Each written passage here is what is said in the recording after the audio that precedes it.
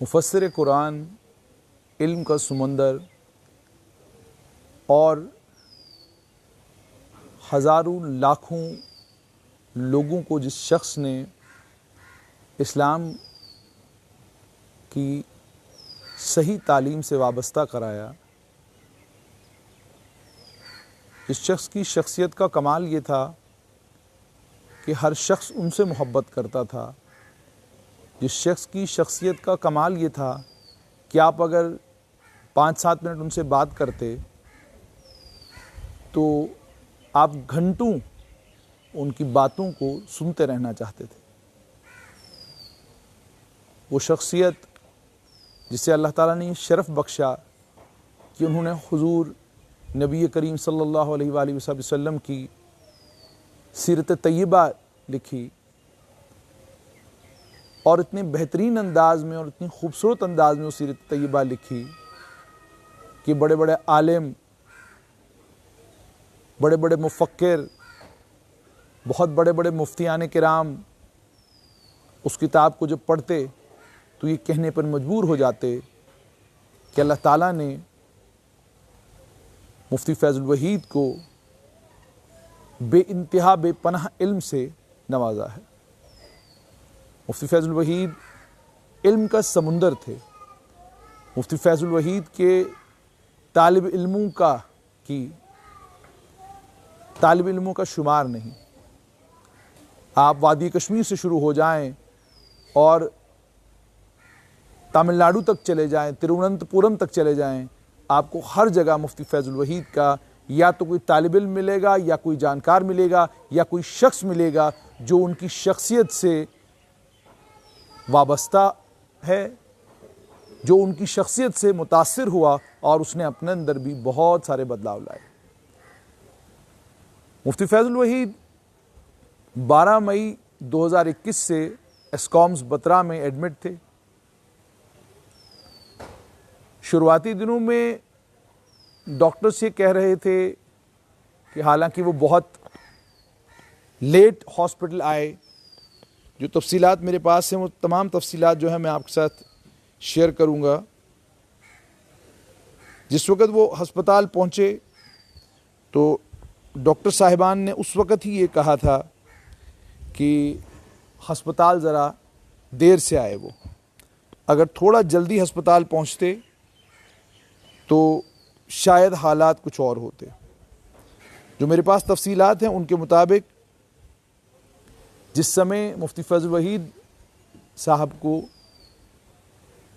एस्कॉम्स बत्रा में एडमिट कराया गया, उनका ब्लड शुगर 550 के करीब था।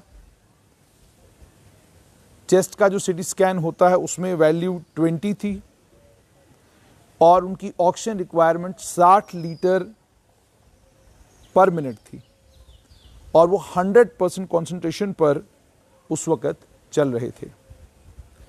लेकिन उनका बीपी स्टेबल था और वेंटिलेटर पर वो सैचुरेशन मेंटेन कर रहे थे। उससे पहले 12 मई के बाद के हालात की अगर मैं बात करूं,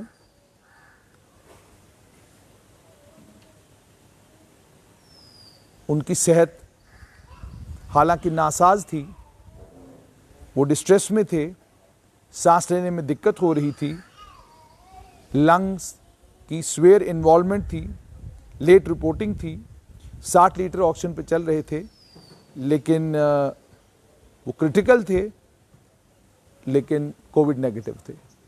और आज के दिन भी जब मैं आपसे बात कर रहा हूं, मेरी इत्तलात के मुताबिक आज भी वो कोविड नेगेटिव हैं और आज सुबह 7:45 के करीब डॉक्टरों के मुताबिक मुफ्ती फैज़ुल वहीद साहब इस दुनियाए फ़ानी से कूच कर गए। जो डॉक्टर साहब उनके साथ इतने दिनों से, चाहे वो एम्स से डॉक्टर आए, और वो डॉक्टर साहिबान थे कौन? वो उनके तालिब इल्म थे, वो उनके शागिर्द थे, वो लोग थे जिन्होंने मुफ्ती साहब से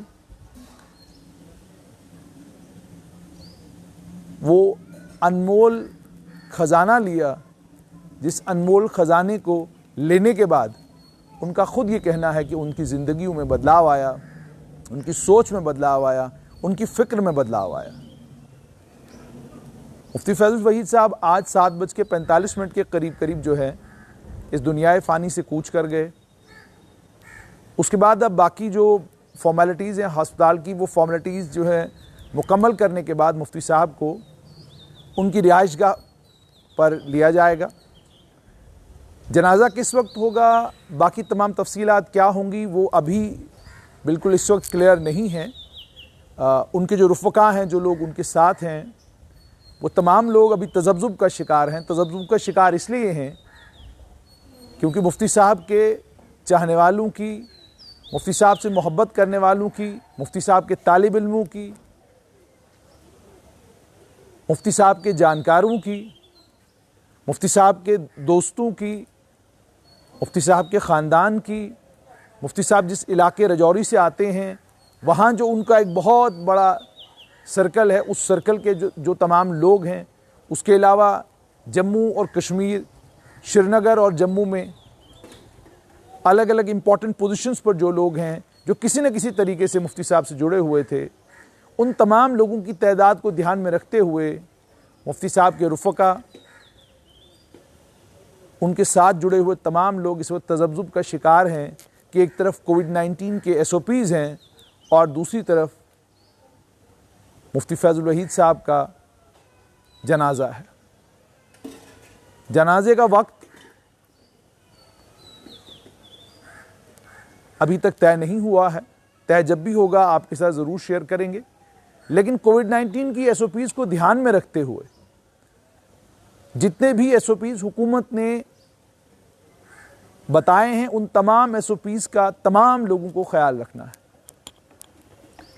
ये मैं ज़ाती तौर पर आप तमाम लोगों से गुजारिश कर रहा हूँ, उन SOPs का ख्याल इसलिए रखना है क्योंकि मुफ्ती साहब ने अपनी पूरी ज़िंदगी किसी भी शख्स को न अपनी ज़ुबान से, न अपने कॉलोफेल से किसी भी किस्म की कोई तकलीफ नहीं दी। मुफ्ती साहब के चेहरे पर नाराज़गी या गुस्सा, मैं जितनी देर तक उनसे जुड़ा रहा या मेरी जितनी उनसे मुलाकात होती रहे, एक सहाफ़ी के नाते, एक तालिब इल्म के नाते, एक स्टूडेंट के नाते, मैंने उनके चेहरे पर नाराज़गी, गुस्सा कभी नहीं देखा। कोई भी शख्स उनको मिलता, मोहब्बत और मोहब्बत और मोहब्बत ही बांटने का काम वो करते। कोशिश उनकी, हतुल-विसा कोशिश उनकी ये रहती थी कि जितना ज़्यादा इल्म मैं लोगों के बीच में पहुंचा सकूं उसको पहुंचाऊं, क्योंकि ये ज़ख़ीरा मेरे पास है, मेरे पास नहीं रहना चाहिए, ये तमाम लोगों तक पहुंचना चाहिए और तमाम लोगों से तमाम दुनिया में जाना चाहिए। और ये इल्म ही है जो इंसान की आंखें खोलता है, ये इल्म ही है जो इंसान की सोच और समझ को ऐसा कर देता है कि वो पूरी दुनिया से मोहब्बत करना शुरू करता है। आज मुफ्ती फैज़ुल वहीद साहब हमारे बीच में नहीं हैं, लेकिन एक बड़ी तादाद है उनके रुफ़क़ा की, बड़ी तादाद है उनके तालिब इल्मों की, बड़ी तादाद है उन लोगों की जो लोग मुफ्ती साहब से किसी न किसी तरीके से जुड़े हुए थे। उनमें डॉक्टर हैं, इंजीनियर हैं, प्रोफेसर हैं, IAS ऑफिसर्स हैं, IPS ऑफिसर्स हैं, KPS ऑफिसर्स हैं, हर तबके से ताल्लुक़ रखने वाले लोग जो हैं वो मुफ्ती साहब से जुड़े हुए हैं। आज मुफ्ती साहब हमारे बीच में नहीं हैं, लेकिन उसका कतन ये मतलब नहीं है कि जो तालीम वो अपने तालिब इल्मों को, अपने जानने वालों को, अपने पहचानने वालों को, उनसे मोहब्बत करने वालों को, उनके साथ दिली लगाव रखने वालों को जो तालीम वो दिया करते थे, उस तालीम को एक लम्हे के लिए भी भूलने की ज़रूरत नहीं है। उस तालीम का एक अहम कंपोनेंट था कि आप कोई भी ऐसी चीज़ ना करें जिस चीज़ से किसी का दिल दुखे, किसी को तकलीफ पहुंचे या किसी को बात बनाने का मौका मिले। मुफ्ती साहब 19 दिन तक लंग्स की जो उनकी इन्वॉल्वमेंट हुई थी उसके साथ लड़ाई लड़ते रहे। डॉक्टर्स ने हतुल-विसा कोशिश की, उन्होंने बहुत मेहनत की, मेहनत इस हद तक की कि मुफ्ती साहब जो हैं 22-23 मई के करीब रिकवर हुए थे। थोड़ी सी उनकी तबीयत में जो है जो नासाजगी थी वो कम हुई थी, और यूं लगने लगा था कि अब शायद इन बादलों में से सूरज निकल आएगा, इन बादलों में से अब रोशनी की किरण निकल आएगी। लेकिन अचानक उनकी तबीयत दोबारा बिगड़ी, उनको वेंटिलेटर पे ले जाया गया।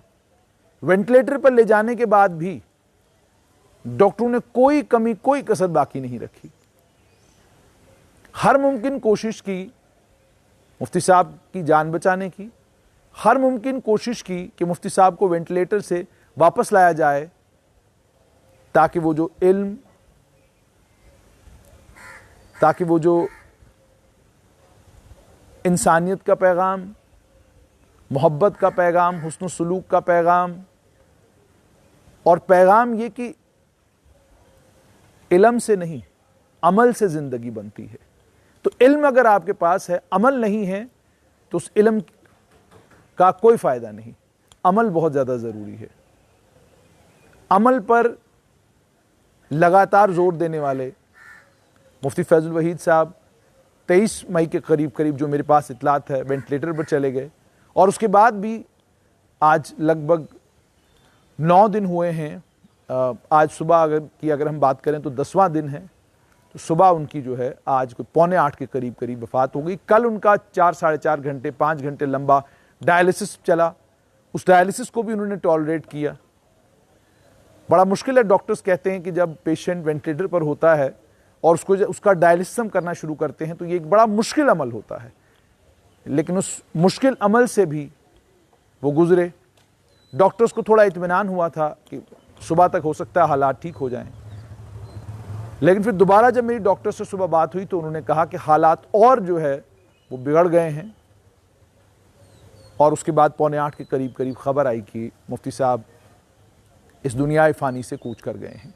मेरी गुजारिश आखिर में आप तमाम लोगों से, जनाजा किस वक्त होगा वो जाहिर सी बात है मुफ्ती साहब के रुफ़का, उनके अहले खाना और बाकी तमाम लोग जो उनके घर से जुड़े हुए हैं वो तय करेंगे और आप लोगों तक भी वो खबर पहुंचेगी। मगर कोविड-19 के SOPs का ख्याल रखिएगा,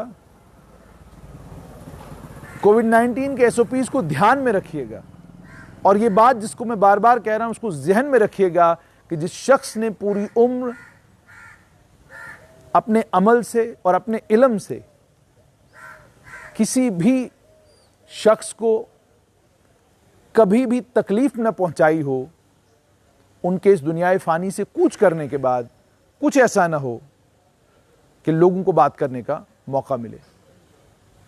उम्मीद और तवक्का आप तमाम लोगों से ये, और जो लोग जहां जहां पर हैं, आप कश्मीर में हैं या हिंदुस्तान के किसी भी कोने में हैं और आप किसी भी तरीके से उस हिसाब से जुड़े हुए हैं, अल्लाह ताला उनको जन्नत में जगह दे, उसके लिए दुआएं करें।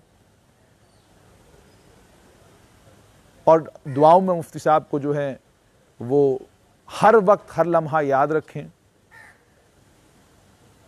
और जैसा कि बहुत सारे जो उनके रुफ़का हैं वो भी कहते हैं कि अल्लाह के इतने बड़े फ़कीर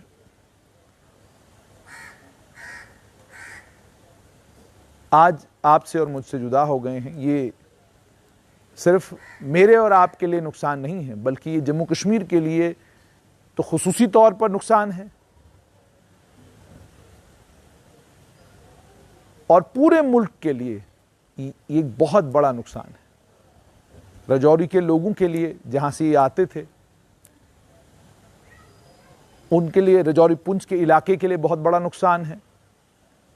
वादी कश्मीर में जहां जाकर ये इल्म का वो जो ख़जाना इनके पास था उसको बांटते थे, और जो लोग इनसे मुस्तफ़ीद होते थे उन लोगों के लिए भी ज़बरदस्त नुकसान है। और जहां जहां जाकर इन्होंने इल्म व अमल पर कायम व दायम रहने के लिए लोगों को जोर दिया, वहां पर भी जो लोग इनके जानने वाले हैं उन तमाम के लिए बहुत बड़ा नुकसान है।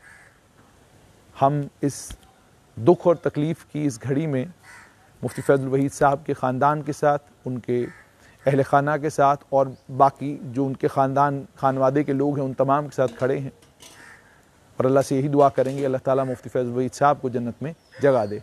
और आप तमाम लोगों से यही गुजारिश कि जनाजे का जब भी जो भी वक्त तय किया जाए कोविड एसओपीज़ को ध्यान में रखिएगा, क्योंकि हम जहाँ पर इतना बड़ा दुख है, जहाँ पर इतनी बड़ी तकलीफ़ है, वहीं पर आपको ये भी याद रखना है कि हम अभी भी कोविड-19 की लड़ाई लड़ रहे हैं।